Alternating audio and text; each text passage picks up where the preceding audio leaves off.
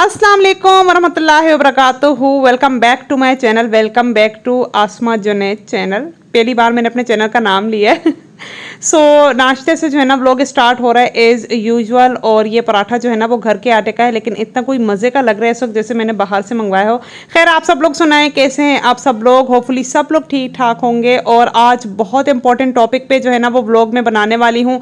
आप सब लोग बहुत ज़्यादा रिक्वेस्ट कर रहे थे, तो मैंने सोचा इस टॉपिक को आज के व्लॉग में मुझे लाजमी कवर करना चाहिए। पाकिस्तान में एक ऐसा माशरा है जहाँ पे अगर आप लोग किसी भी घर में शादी होके जाते हो, ख़ासतौर पर लड़कियाँ, तो शादी के बाद जो है ना बहुत सारे मसले मसाइल का सामना करना पड़ता है। मैं ख़ुद भी मैरिड हूँ और अल्हम्दुलिल्लाह मेरे तो 13 इयर्स हो चुके हैं शादी के। तो जिन जिन लड़कियों की भी शादी होगी तो उनको तो मैं बहुत बेहतरीन ऑप्शंस या बहुत बेहतरीन मशवरे आज दे सकती हूँ, ताकि वो जो है ना अपने आने वाली ज़िंदगी को कैसे खूबसूरत बना सकते हैं और नेगेटिव ससुराल के साथ कैसे डील कर सकते हैं। क्योंकि रिश्ते कोई भी हों, यकीन करें ससुराल बहुत मुश्किल से जो है ना वो एक्सेप्ट करता है। एक बहू के रिलेशन को बहुत सारे पापड़ फेलने पड़ते हैं जो है ना अपनी सास के सामने। बहुत ज़्यादा जो है ना अपनी नंदों को खुश करने के लिए आपने जतन करने होते हैं, देवरों को। हस्बैंड की बात तो छोड़ ही दें आप, हस्बैंड बेचारे तो जब औरत बूढ़ी होती है ना तभी जाके उसको मुझे 2-3 दिन से इंस्टाग्राम पे एक डीएम आ रहा है, वो बहुत ज़्यादा परेशान है। आप लोगों ने स्पेशली जो है ना उनके लिए दुआ करनी है। उन्होंने अपना नाम बताने से मना किया है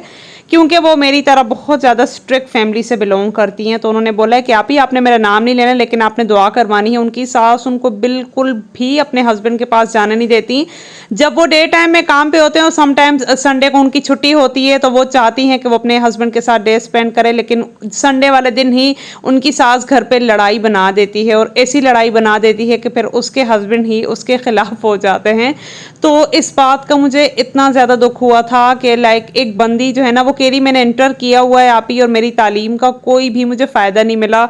उल्टा मेरी ऐसी जगह पे शादी हो गई कि अब ये वो जहर है जो ना मैं निगल सकती हूँ ना मैं जो है ना बाहर निकाल सकती हूँ। क्योंकि शादी के बाद अगर लड़की डिवोर्स लेती है तो वो उसके लिए जो है ना नुकसानदेह है। तो मैंने कहा बहुत सारी बहनें होती हैं इस तरह जो बहुत शिकायतें कर रही होती हैं। आई स्वेयर मैं ख़ुद भी एक बहू हूँ, मैं अच्छी तरह इस चीज़ को जान सकती हूँ। कोई भी जो है ना इंसान अच्छा या बुरा नहीं होता। कोई भी नहीं बोलेगा दुनिया में कि मैं बुरा हूँ, क्या मैं कहूँगी कि मैं बुरी हूँ? नहीं, अल्लाह ताला ने हर बंदे के अंदर कुछ स्पेशलिटीज़ भी रखी हैं और कुछ नेगेटिविटी भी है हर इंसान में। उसके साथ डील कैसे करने हैं आप लोगों ने, ये मैं इंशाल्लाह भी आपको बताती हूँ। यहाँ पर मैं चिकन कढ़ाई की तैयारी कर रही हूँ और बहुत सिंपल रेसिपी है, मैं आप लोग के साथ भी शेयर करूंगी। दिन के टाइम के लिए मैंने बना ली थी सब्जी, यानी बैंगन का भुर्ता आपने देखा है, और साथ में भिंडी। और रात के लिए ना मैंने बाजी से कहा कि आप चिकन ही मंगवा ली, क्योंकि बच्चे इस पर बहुत ज़्यादा खुश होते हैं, तो इसलिए उन्होंने फिर मंगवा ही लिया। तो यहाँ पे सिंपली मैं जो है ना बनाने लगी हूँ रेसिपी, तो आप लोग साथ साथ रेसिपी देखें और मेरी बातों को गौर से सुनिएगा। शादी के बाद सबसे पहला जो मसला लड़की फेस करती है वो होता है सुबह उठने का। शादी से पहले आपकी रूटीन चेंज होती है। आप जो है ना अपने पेरेंट्स के घर पे सुबह देर देर तक भी सोए रहे हैं तो कभी उन्होंने इस चीज़ पे आपको ऑब्जेक्शन नहीं किया होता। लेकिन फिर अब अगर आप अगले घर में शादी होके जाते हैं तो फिर आगे आपके ससुराल वाले कहते हैं माँ ने कैसी तरबियत की है, माँ को तो ख्याल ही नहीं था इसके आगे जाने का। जैसे ना एक वो क्या कहते हैं हुकूमत के नीचे जो है गुलाम होता है ना, जैसे वो हुकूमत है ससुराल वाले और लड़की जो है ना वो गुलाम है।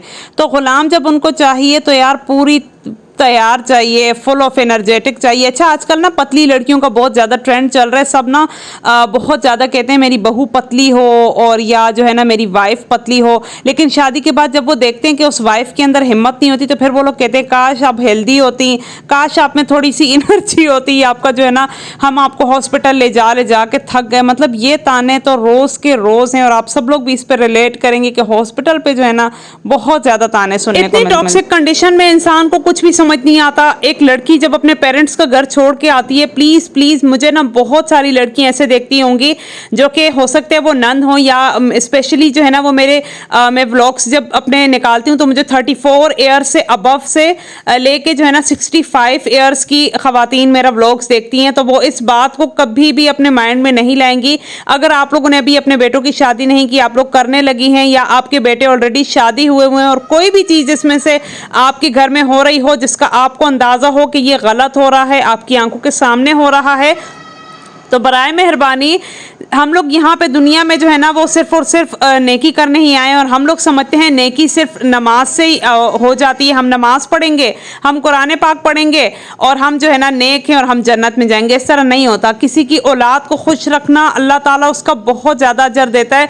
अगर आप लोगों की बहू बुरी है तो वो किसी कंडीशन की वजह से होगी, लेकिन समटाइम्स इस तरह नहीं होता। अब बात चेंज कर लूँगी मैं, ठीक है। समटाइम्स ऐसे होता है कि बहुत अच्छी मदर इन लॉ होती है, फैमिली भी नॉर्मल होती है, लेकिन बहू को ना वो खुशी नहीं भा रही होती। वो बस आती कहती मुझे सेपरेट होना है। बहुत सारी गलतियां वो कर जाती है जिसका फिर बाद में उसको खमियाजा भुगतना जो है ना वो पड़ता है। मैं आप लोग को जो है ना बहुत करीबी अपने एक किस्सा सुनाती हूँ। जिनके बच्चे जवान हैं और उनको उनके हस्बैंड ने डिवोर्स दे दी। उनकी मदर इन लॉ जो है ना वो जीती जागती बेचारी रो रो के उनकी तो आधी जिंदगी खत्म हो गई। उनके हस्बैंड ने उन्हें क्यों डिवोर्स दी? क्योंकि वो अपनी सास और हस्बैंड के साथ जबान दराजी करती। ये सारी बातें करने का मकसद ये है कि अगर आप एक मदर इन लॉ हैं या अगर आप एक बहू हैं तो आप दोनों के लिए है। मुझ समेत मैं खुद भी एक बहू हूँ, एक बेटी हूँ।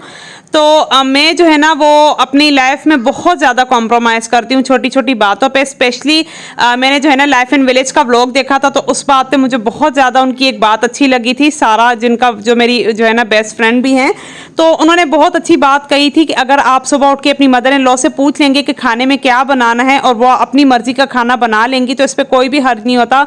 हम रोज़ाना सुबह जो है ना अपनी बाजी के पास बैठते हैं, यानी जो मेरी मदर इन लॉ हैं उनके पास बैठ के हम उनसे मशवरा करते हैं। वो फुल डे का मेन्यू डिसाइड करती हैं। फिर हम उस लिहाज से पूरे दिन में अगर हमें 5 से 6 भी आइटम्स बनाने हुए तो हम बनाते हैं। हमने कभी भी उन पे ऑब्जेक्शन नहीं किया, जिसकी वजह से वो हमसे काफ़ी खुश रहती हैं। हम भी अगर उनको कोई फरमाइश कर देते हैं कि हमारे बच्चों के लिए ये चीज़ ज़रूरत है, हमें चाहिए, अगर आप मंगवा देंगी तो बच्चे खुश हो जाएंगे, तो वो फ़ौरन से ले आती है। सिर्फ इतनी सी बात पे वो खुश हो जाती हैं।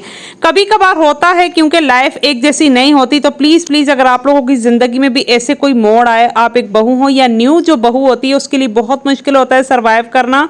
मैं तो काफ़ी पुरानी हूँ 12 साल पुरानी हूँ, तो उनके लिए ना सरवाइव करना काफ़ी ज़्यादा मुश्किल होता है। आप लोग प्लीज़ कोशिश किया करें। अगर आप लड़की जो है ना सुबह अम्मी के घर पे 11 बजे उठती हैं तो कोशिश किया करें ससुराल में 8 बजे उठ जाएं।